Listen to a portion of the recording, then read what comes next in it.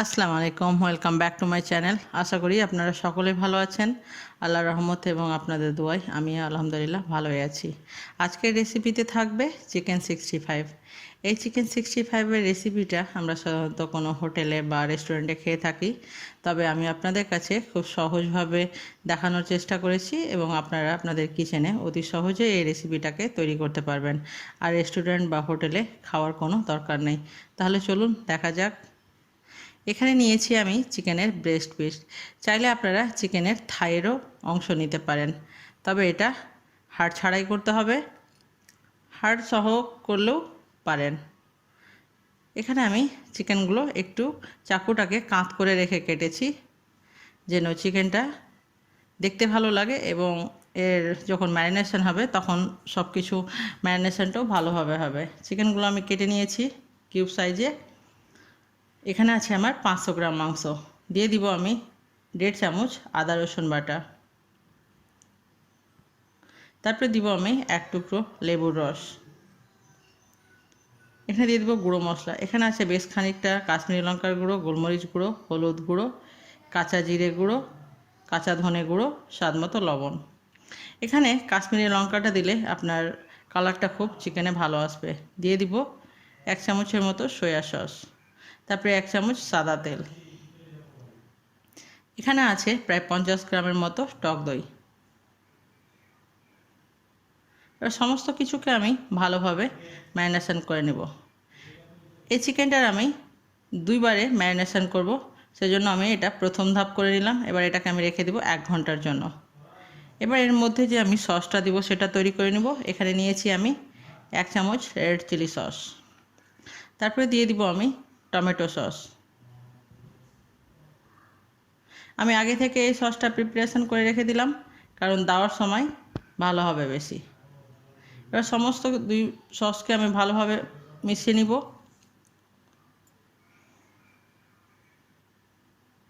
মিশিয়ে আমি এটাকে সাইডে রেখে দিব। এবার আমি 1 ঘন্টা পর ফিরে এলাম। বন্ধুরা, এই চিকেনটাকে আপনারা ওভারনাইটও ম্যারিনেশন করে রাখতে পারেন, রাখলে আরও ভালো। দিয়ে দিব একটা ডিম। এবার আমি এর দ্বিতীয় ম্যারিনেশন করছি। 1 চামচ চালের আটা। তারপরে দিয়ে দিব 2 চামচ কর্নফ্লাওয়ার। কর্নফ্লাওয়ার না থাকলে ময়দা বা অ্যারারুটও আপনারা দিতে পারেন। দিয়ে আমি আবারও এটা ভালোভাবে ম্যারিনেশন করে নেব। আর আমি এটাকে রেস্টে রাখবো না। এবার আমি এটাকে সঙ্গে সঙ্গে ফ্রাই করে নেব। কড়াই গরম হয়ে গেছে। দিয়ে দিব পর্যাপ্ত পরিমাণে সাদা তেল। তেলটাকে আমাকে মিডিয়াম গরম করতে হবে, ফুল গরম করলে হবে না। এবার আমি আঁচটাকে মিডিয়াম টু লোয়ের মধ্যে রেখে চিকেনগুলোকে ভেজে নিব। বন্ধুরা, আমি চিকেনগুলোকে দুবার ফ্রাই করেছি। আমি প্রথমে মিডিয়াম টু লোয়ের মধ্যে ফ্রাই করব 6 মিনিট। তারপরে আমি হাই হিটে ফ্রাই করব 2 থেকে 2.5 মিনিটের জন্য। এবার 3 মিনিট হয়ে গেলে চিকেনগুলোকে হালকা হাতে আমি নেড়ে কাঁটা চামচের সাহায্যে এভাবে পাল্টে দিব, কারণ এই চিকেনটার একটা লেয়ার আসবে যে আমি চালের গুঁড়ো দিয়েছি আর কর্নফ্লাওয়ার দিয়েছি, সেটার একটা সুন্দর একটা লেয়ার বা প্রলেপ দেখতে পাবেন চিকেনটা ভাজার সময়। তারপরে 3 মিনিট করে 6 মিনিট হয়ে গেলে আমি এটাকে উঠিয়ে নিব। উঠিয়ে আমি এটাকে ঠান্ডা করে নিব এবং 10 মিনিট পরে কিন্তু এটা ঠান্ডা হয়ে যাবে।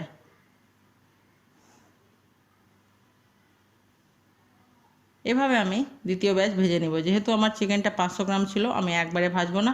একবারে ভাজলে কিন্তু চিকেনের গায়ে লেগে যাবে। তবে আপনাদের যদি পাত্রটা বড় থাকে, কড়াইটা, তাহলে আপনারা একবারেও ভাজতে পারেন। আমি 2 বাজে এই চিকেনগুলোকে ফ্রাই করেছি।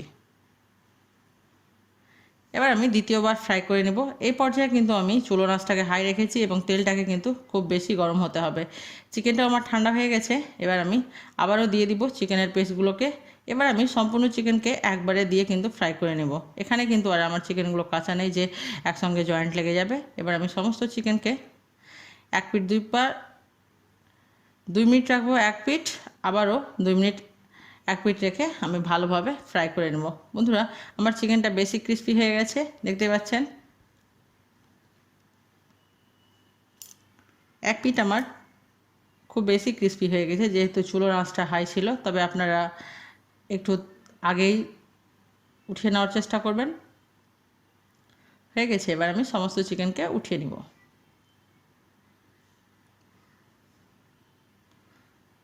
দেখতে পাচ্ছেন। এবার কড়াই গরম হয়ে গেছে, দিয়ে দিব সাদা তেল। এখানে আমি চিকেনটাকে একটু কিছু গোটা মশলা দিয়ে রান্না করে নেব। তেলটা গরম হয়ে গেলে দিয়ে দিব 2টো শুকনো লঙ্কা। চুলোর আঁচটাকে এখন আমি মিডিয়ামে রেখেছি। তারপরে দিয়ে দিব মাঝখান থেকে চেরা কয়েকটা কাঁচা লঙ্কা। একটু নেড়ে নিব। তারপরে দিয়ে দিব আদা কুচি, রসুন কুচি। এখানে আমি আদাটাকে এই কিউব আকারে কেটেছি এবং রসুনটাকেও খুব ছোটো ছোটো আকারে কাটতে হবে। এবার আমি গোল্ডেন ব্রাউন হওয়া পর্যন্ত আদা আর রসুনটাকে ভেজে নিব। তারপরে দিয়ে দিব এখানে বেশ কিছুটা কারি পাতা। কারি পাতাটা দেওয়ার পর 1 মিনিট আমি নেড়ে নিব যেন কারি পাতাটা ক্রিস্পি হয়ে যায়। তারপরে আমি যে সসটা প্রিপেয়ার করে রেখেছিলাম সেই সসটা দিয়ে দিব। সসটা দেওয়ার পর হালকা বাবল আসতে লাগবে, তখন আমি চিকেনগুলোকে দিয়ে দিব।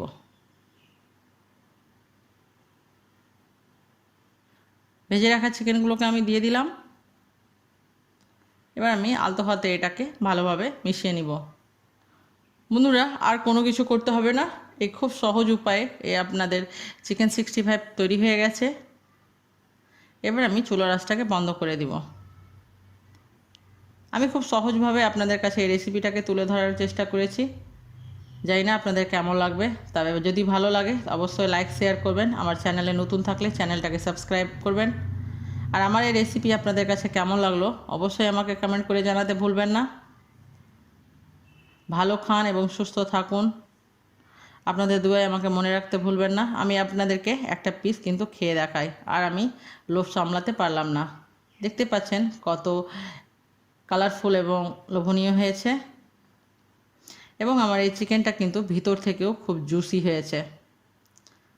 দেখেন কত জুসি হয়েছে। আবারও দেখা হবে নতুন কোনো একটা রেসিপির সঙ্গে। আল্লাহ হাফেজ।